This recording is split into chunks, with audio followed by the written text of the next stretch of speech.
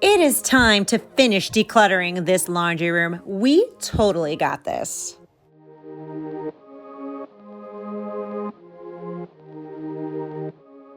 We made a lot of progress in this laundry room, and now it is time to completely declutter it. My name is Miss Hart, and I am recovering in my hoarding disorder. I was a level 4 hoarder, but now I'm about a level 2. And I have to declutter a little differently than everyone else. I have to do it in baby steps to keep my anxiety calm. And today I am feeling really confident in getting this last area of the laundry room. I'm going to be focusing a lot on the shelves. There's a lot of stuff that piled up on here. And that is directly from my ADHD because my mind goes so fast that I tend to not put things away because I'm already 10 steps ahead of my thoughts. So we're going to be completely finishing off this area, cleaning it off, and we're also going to do the top of the dryer. There's a bunch of crap on top of here. So we're also going to be cleaning that out. So let's just dive right in and get started. And when I'm looking at all of this stuff right here, I have to think, what is the easiest thing that I can start on to get the momentum going? And honestly, it's just starting right in front of the shelves, right here. I can clear off this space right on the floor so I can get to there. And this blanket, honestly, just needs to be put away. I did not put it away. Now, there's a lot of miscellaneous things down here, and I am seeing some baby toys. Now, this one is very sentimental, but the tools, I'm actually feeling okay letting go of it. I can't believe I can say I can let go of the baby tools as long as I keep Cookie Monster saxophone. I know, funny, right? But this is actually very good for me. So I was finding a lot of random glow sticks on the floor that were new. So I'm going to gather them all together. That way, on the last day of school, Tyler can give them out to all his classmates to celebrate summer. This over here, that's a tossy. This in here, a random bag of paper, and my menu is in here, my weekly menu. I really need to get back into this because it says April, May. That was 2020. I need to get back into it. Now the rest of the stuff I'll declutter off camera in case there's anything sensitive. And I don't want to forget to have my bins ready from when we're sorting. One bin is going to be my keep pile. My other bin is going to be my tossy bin. And this is why it's important to be organized. Do you see this brand new Merry Christmas tin? I was going to use it as a gift last year, but I did not. So we'll have to put it away with the Christmas stuff so we can use it this year. Another thing I'm finding a lot of is the boys' outside toys. Now that the weather is changing, I'm going to grab a little bin to put all of that stuff in there too. And I also found this bag of outgrown clothes, which I was going to sell on Macari, but ran out of time. So guess what? It's going into the yard sale. And I love finding these easy tossies because it really keeps the momentum going. Like this. This is an empty box. Why? Why did I keep an empty box? This, we can let that go. This, though, is perfect timing because I put this outside on my front door, and I always put it from May to about September. So I'm so glad we pulled this out now. And as I'm looking at the stuff on the shelves, I realize this is a lot of crafting items. All of these pieces are miscellaneous crafts that I have up here. And it just makes me excited to be like, you know what? I really need to organize all of my craft supplies and actually maybe store a lot of them up in these laundry room shelves. That way, they're close to me and I have easy access for when I have a creative idea. And on this top shelf is some more baby tool toys that I shockingly feel okay to let go of. That is surprisingly freeing. Now, here is a mask that I did not put away. Same with these scissors. So these pieces are directly associated with my ADHD. My mind is racing so fast all the time that my body is rushing to keep up with my thoughts. I think that's why I have so much quote unquote energy. But I do not finish the task because I'm so busy catching up with my mind. And I have to be mindful that the task is only completed when I put it away. And in this 4-pack of cords, there's just one left in here. So I need to put the pink cord away and recycle the box. And these undies right here, I can let them go too. They're like toddler underwear. And now that we got that decluttering momentum going, it feels really good and, tell you the truth, kind of easy to go through all this stuff. So here's where you're really going to see my hoarding disorder. And this piece of wood, I am not throwing it out. Have you seen the price of wood? It has shot up 250%. It's expensive, and I will use it for a future DIY project. This over here, these are the little silicone things that you get in the bottles, and I use it in the basement. I put them in the bins in the basement to keep the moisture out. Moving on to the next shelf, you're probably going to wonder, why did you hoard away so many egg cartons?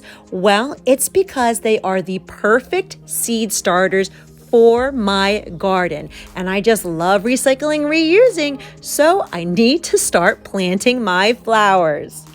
And I actually feel pretty good recycling all these papers. But this card over here, I can't let it go. I love it so much. It was sent to me last year during the pandemic from Denise, and this has to go in a sentimental box. This right here, we just gotta put it away. This is a tossy. This also has to be put away as well. And these swimmer trunks from the swim team, Tyler outgrew, so we can give this away too. And because I've decluttered so much over the past years, my decision making is now so much quicker and so much faster. And that really is key in healing in your hoarding disorder. And speaking about my hoarding disorder, I discovered a very prominent puzzle piece to why I hoard. I get such a shopper's high when I find brand new stuff, because my love language is giving gifts to people. So I will hoard cards and gifts and presents, because when I have it on hand, it is a great rush of dopamine, because I don't have to go to the store. I don't have to pay money. I don't have to go out of my way. I have the gift ready to give to them. So that's something I'm going to reflect on and journal about more. And of course, hoarding disorder has many puzzle pieces like these teddy bears. How adorable are these? My dear friend made them for my other friend's baby shower, and I love them so much. And it's okay to hold on to them, but sentimental attachment is another stronghold when it comes to hoarding disorder. And it's really important for me to share my emotions and my thought process as we declutter this area again, because I want everyone to really understand the true mentality behind the stuff. And now we're going to move over to the floor in front of the third bathroom. And this box right here, it's empty. It is a tossy. It is out of here. This right here is actually birthday party supplies from last year. So since Brandon's birthday is in May, I am going to reuse it to decorate the house. Now this over here, yet another tossy recyclable box. And these bag of shears, well, we will put them in the yard sale. Now these fidget toys are a recent purchase because I have 7 kids' birthdays in May. Yeah, I know, but I got them for a phenomenal price and I know that they will love it, but I have to store it somewhere. So for now, I guess I'm gonna store it in the gifting bathroom that doesn't work at all, that hasn't been used in years. I really need a gifting center in my house one day. Moving to the top of my clothes rack is a tossy box, which is a remnants from a Christmas gift that came in. This blue bin, we just gotta put it away. Same with this. And clothes, then, well, cloth pads that did not get put away after they dried. That is all it is just putting things away. So now I can finally collapse this clothes rack so I can get to the stuff underneath and behind it. Like this box. It's a tossy. It's out of here. And the lint needs to go in the trash basket so that this area can look a lot better again. We're almost there as we go to the top of the dryer, and the easiest thing to tossy is the empty candy bag from Easter. And this kitchen towel has a huge hole in it, so I do officially have to let go of it. Same with this bed skirt. I never took it to Goodwill. I need to put that in a bag and take it. And underneath of that are DIY projects I made in 2019.